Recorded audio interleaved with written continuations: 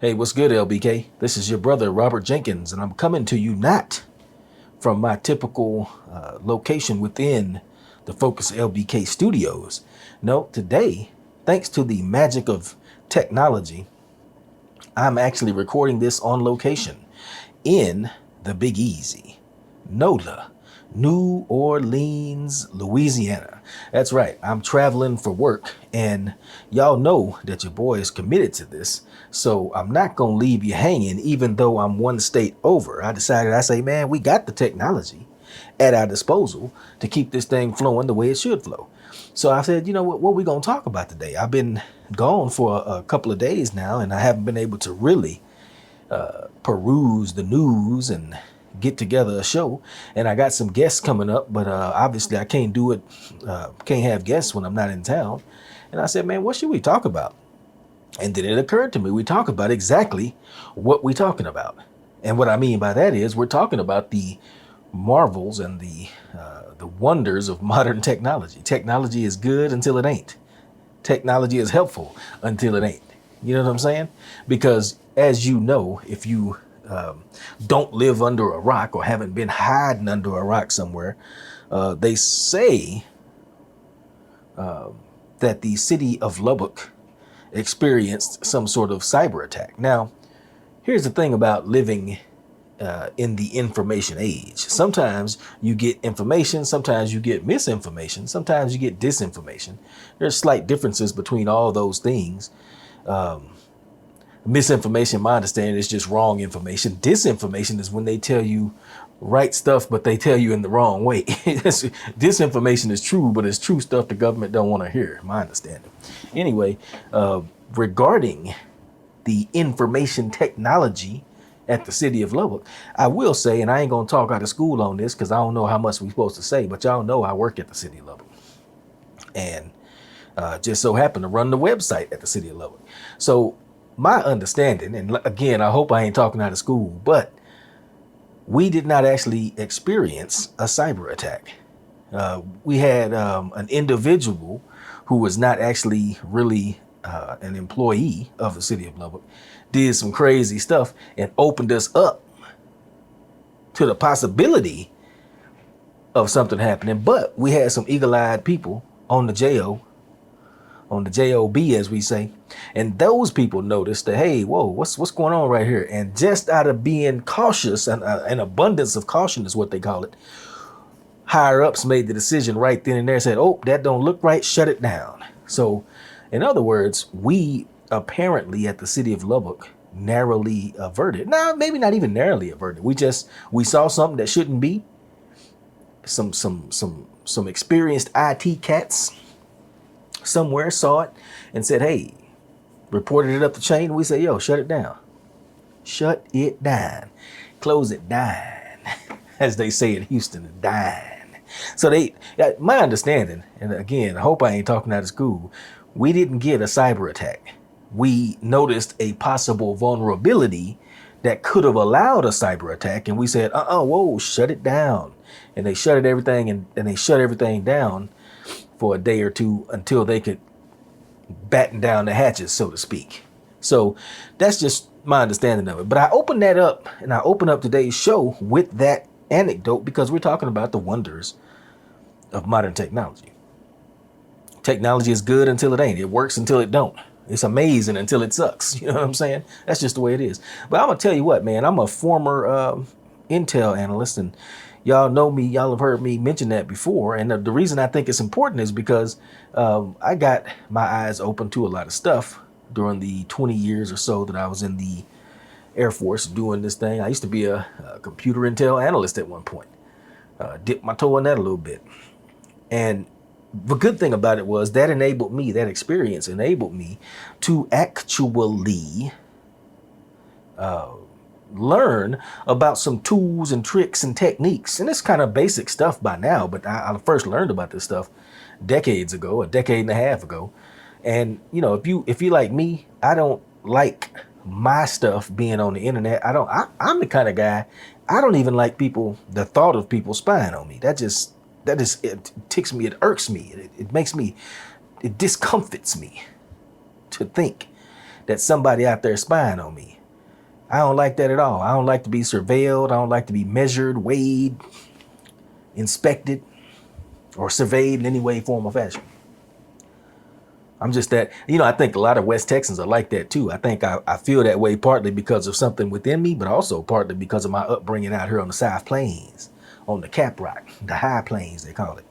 We a private, conservative type of people out here. You know what I'm saying? And when I say conservative, if you ain't a conservative, don't get all upset. I ain't talking about conservative like that. I'm talking about people that like to be left alone and feel like they can do it by themselves. That's what I'm talking about. You know what I'm saying? Which, by the way, that is conservative.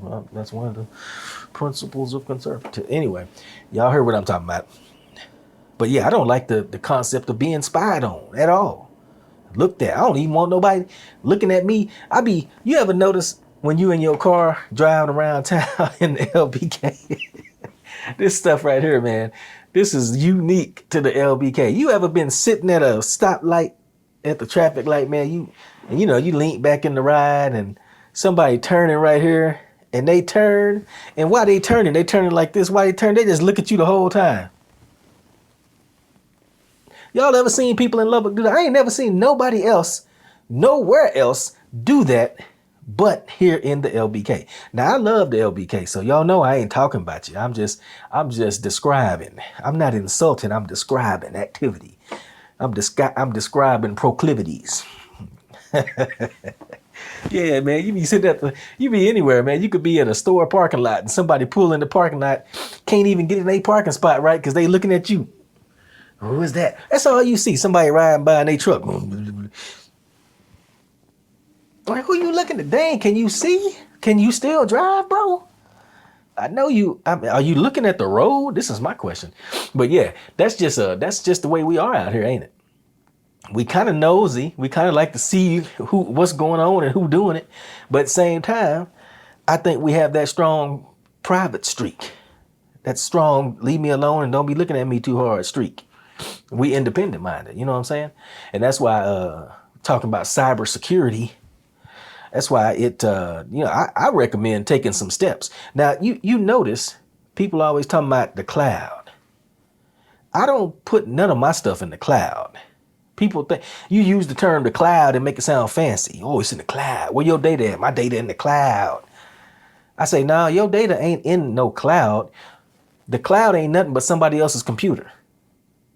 That's where your data is. It's on Microsoft computer. It's on Sony's computer. It's on, whoever, Amazon Workspaces, AWS. It's on their computer. But guess what? That don't mean it's being better handled. Because I'm going to knock on wood before I say this, and I'm going to knock on wood after I say it, but I ain't never been hacked on my personal computer. Well, knocking on that wood. Or wood-like substance anyway. But I ain't never been hacked on my computer. Every time I get an email, say my information might have been compromised, it's from it's from Ticketmaster, for example. Oh, Ticketmaster just got their email, data compromised, data breach, Yeah. That's why I don't be putting my stuff on the cloud like that. The cloud ain't nothing. Talking about a big cloud. It's a big target is what it is. All your data up in the cloud. That's who the people that do hacking and stuff. All these black hat hackers. That's what they looking for. They looking for big troves of data so they can get multiple passwords. It's not worth it to put any kind of work into it to get your little old password by itself. Tell you what, they get my password and my bank account and stuff, they gonna be upset. Matter of fact, they might be sad. They might give me my stuff back and PayPal me some money. Like, yo, man, we hacked into your stuff, but you doing worse than we doing, man. Hold on, sir. I just sent you $100, man. Here's just a little something to hold you down. You get an email like that from a hacker, you be like, yo, what? Oh, you hacked? Wait a minute, you hacked me? And you gave me money? Dang, son. I must be doing bad. You know what I'm saying? Nah, but on the real though, I'm talking about data in the cloud and security and stuff like that. And I tell you what, like I say, I don't on all my devices, on my phone, on all my computers, I go in there specifically and I turn off that AI. I don't want no co-pilot. I don't want no, what's her name? Alexa. Be on your phone. I don't want no Alexa. Don't talk to me. Don't listen to me. Don't be beeping and chiming every 2 seconds. Go to sleep. Sit in the corner. And if I need you, I call you. That's the way I feel about that kind of stuff. AI and Siri, Nim and Alexa. It ain't Siri. Who be on your phone? Is it Alexa? Oh, don't make me pull my electronics up. I can't find it no way because I done turned it off. But it's one of them AIs that be on your phone. I don't want none of that.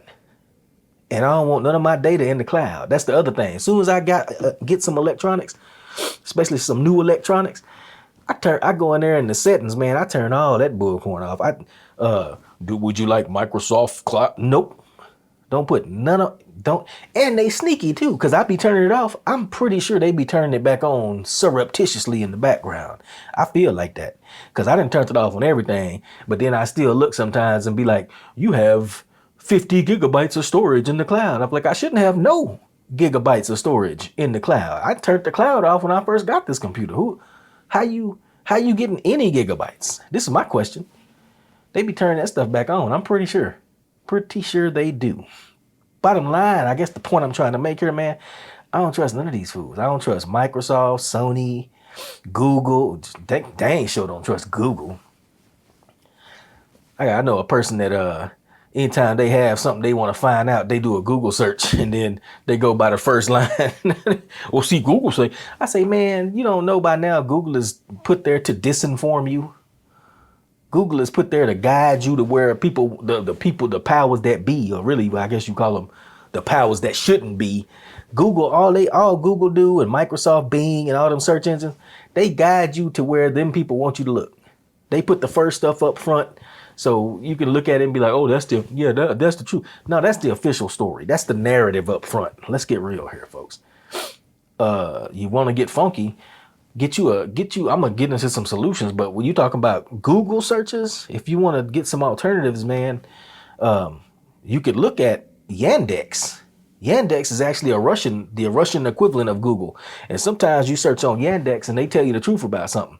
Now, the reason they tell you the truth is because whatever our country and our so-called leadership and our powers that shouldn't be, whenever they have deemed something off limits, it's because they don't want you thinking about it. So they'll put whatever they want you to know up top on Google. And matter of fact, nowadays, it's all the whole first several pages be bullcorn, all saying the same thing.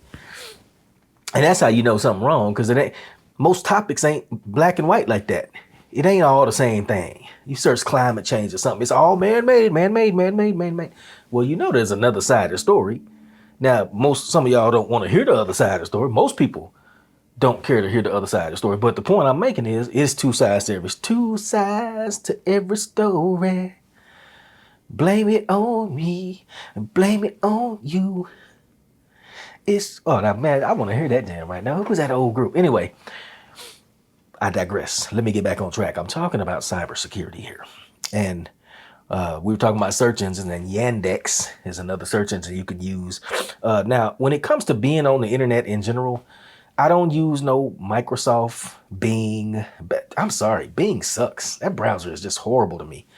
If I have to use something conventional, I use Firefox. I don't know exactly why. I preferred it a little bit over there. And at one time, it might have been a little more secure. I think they didn't change that. So now, what I really use as far as browsers, if you want to talk about that, I use a specialized browser called Brave.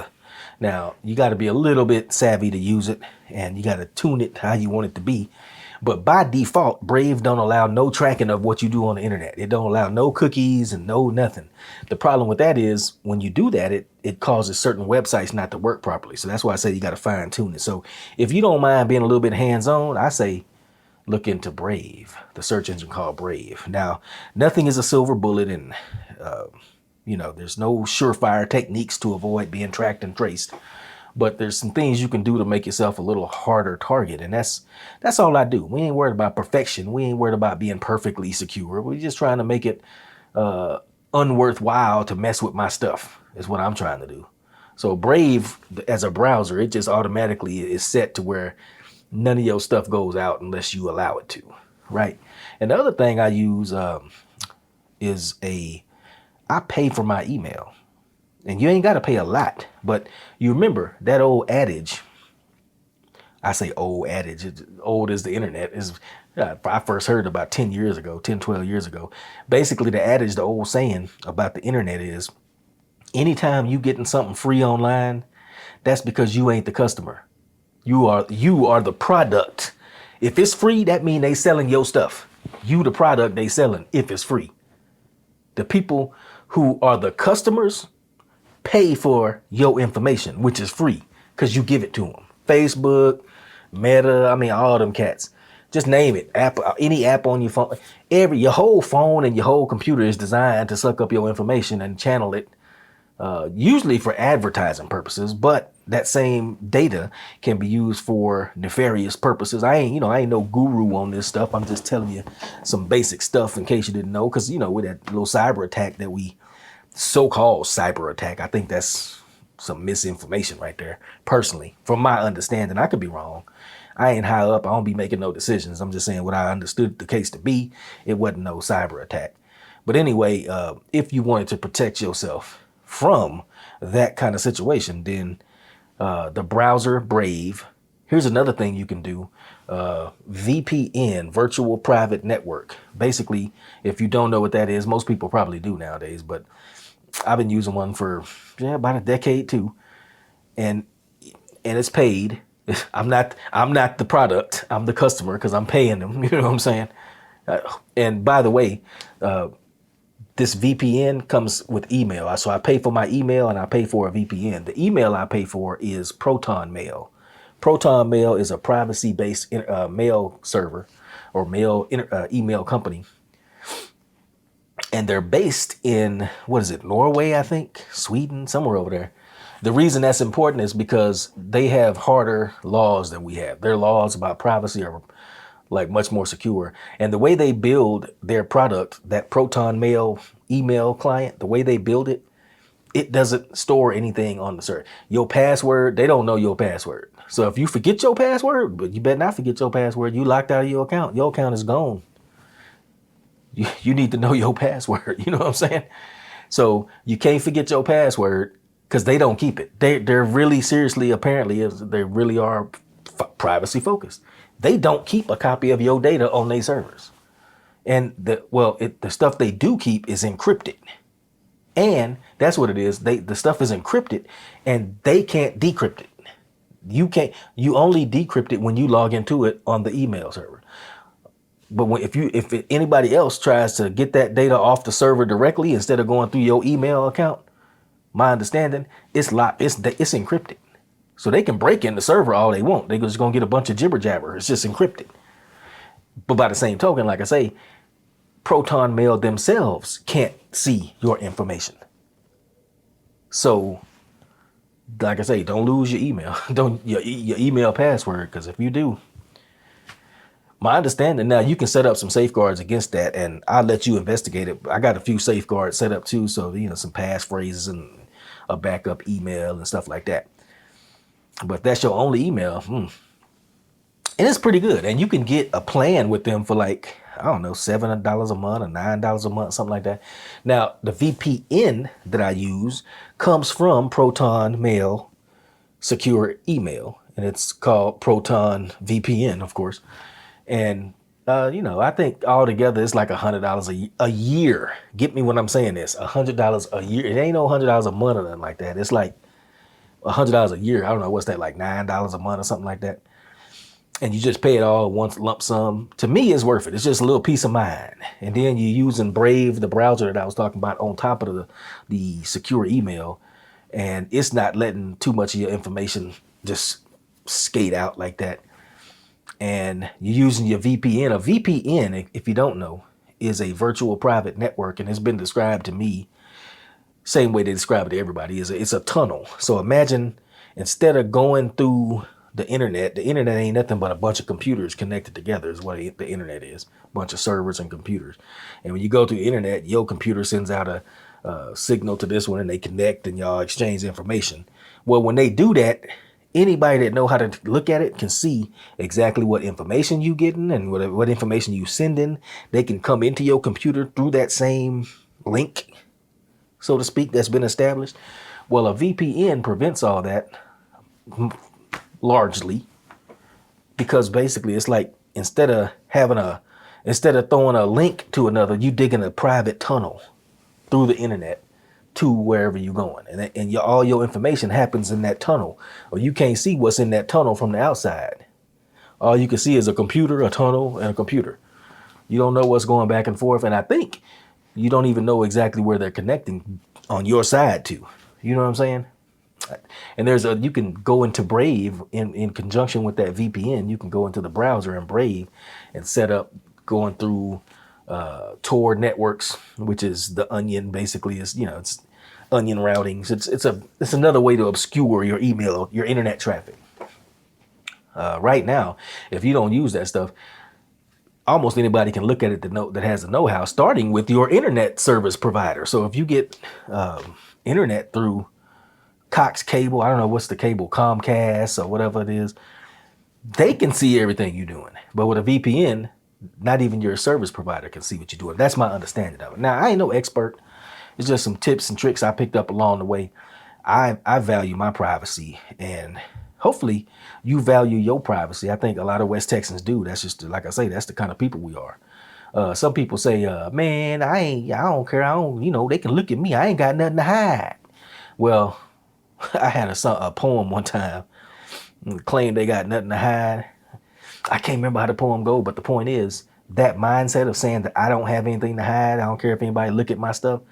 That's how slaves think. I'm just going to put it to you bluntly. Slaves feel like they have no right to have their privacy respected. You see, freedom can only germinate in privacy. You can only truly be yourself and truly follow your interests and truly develop yourself when you have the privacy to do so. You don't want prying eyes all on you all the time, because when you know somebody is looking at you, you don't do the things you really want to do. You change your behavior. Well, if you're changing your behavior to somebody else's input, that means they're controlling you. That's not freedom. See what I'm saying? You don't even have to. That's how y'all ever heard of a thing called the panopticon? You ever heard of that? It's called the panopticon. Pan means all across, and opticon means a place where you can see. So it's a place where you can see all across it.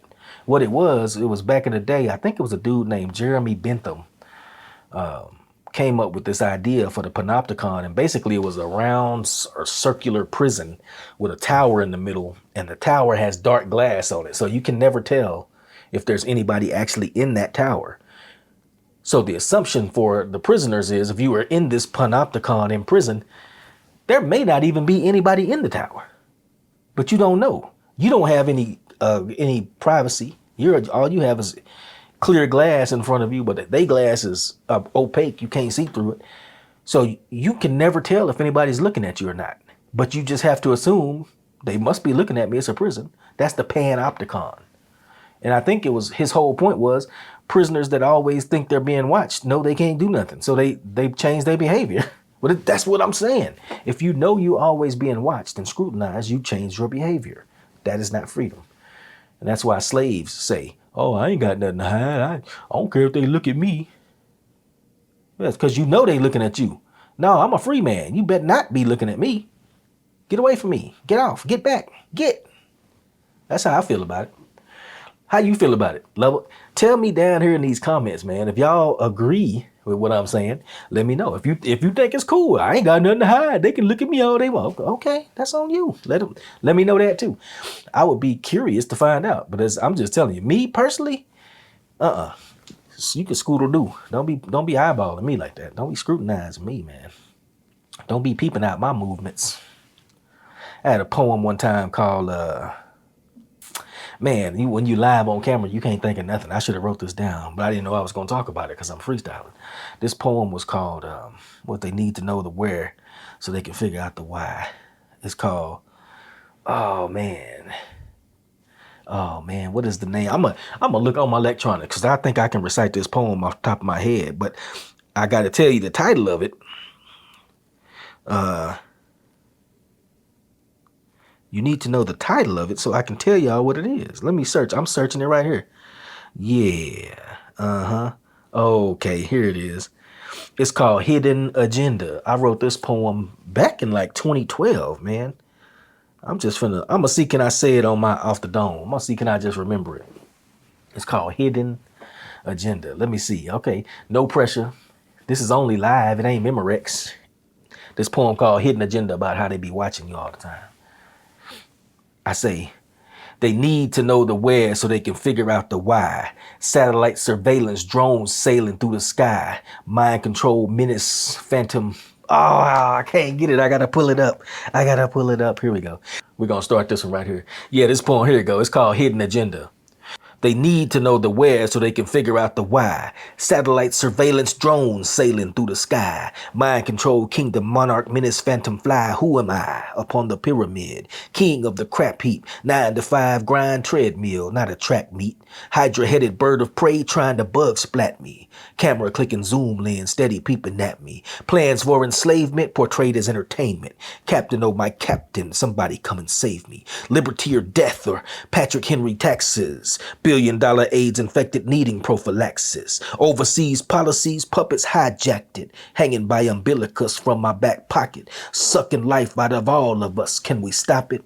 Garlic silver headshots at the bank zombies, stake through the hearts of the American economy. Globalism, free trade, global warming nonsense, turning little Nazis into billionaire profits. Billionaires profit off government ties, buying politicians like Christians pay tithes, hoping for return sevenfold overflowing. Masses packed down, trodden class war exploding.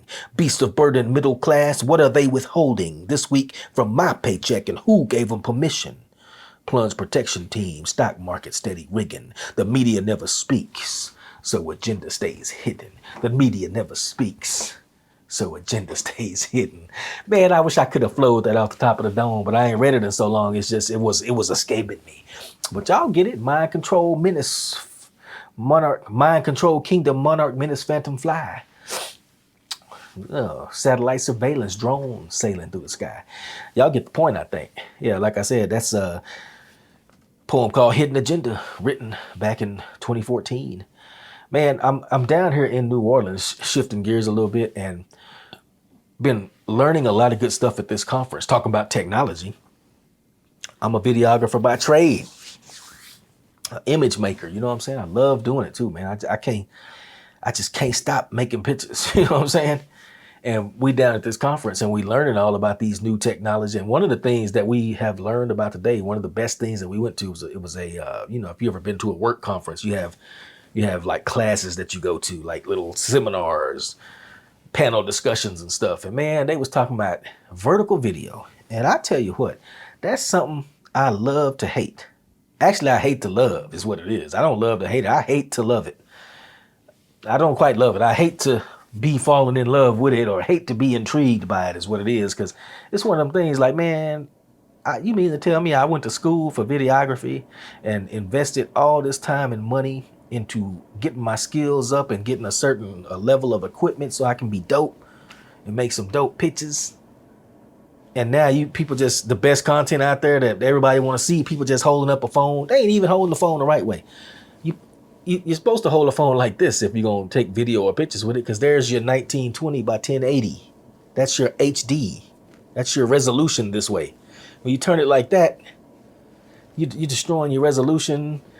You're forcing it into a little frame, and that's what everybody do. So as a videographer, man, as a professional, I look at that and be like, oh my God, I can't believe it. And I got to do it. I got to follow suit because everybody do it. So I can't just be bucking the trend if people want to see that. So anyway, here in New Orleans at this conference, I learned about some tips and techniques. Tools, techniques, and tactics. Tactics, tools, and techniques. How to do that vertical video. So y'all stay tuned. We finna close this episode down. But we want to close it on a positive note about technology. And what that is since we do have the skill set and the equipment and the know-how, and we learning how to do these dang vertical videos.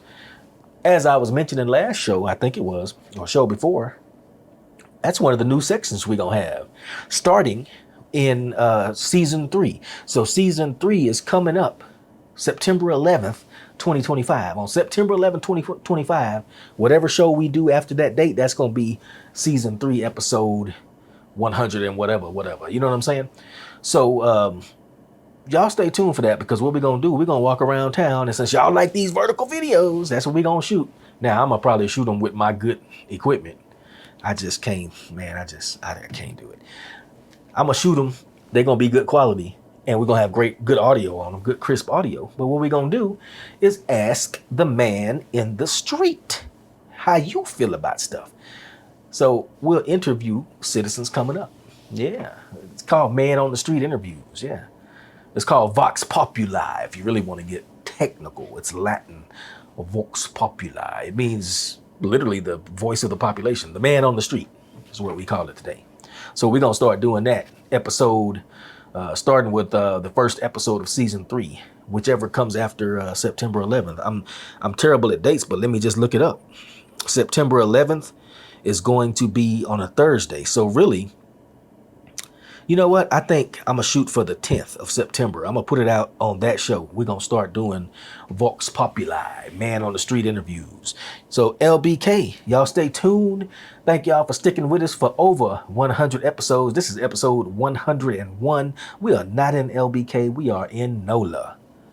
And that's okay. NOLA, all right. It ain't good as Lubbock, but I mean, you know, they be trying. I ain't holding against them. All they got is good food and jazz and voodoo and cemeteries with the graves above ground because it's too wet. I mean, that's all they, and hurricanes. That's all they got. Which, you know, some of that's good and some of it's bad, but ain't none of it good as what we got. All right, LBK. This is Robert Jenkins, your brother, and I'm signing off. But stay tuned for them Vox Populi interviews. And by the way, man, try to get some of that, try to get some of those, some of that new security stuff for your technology.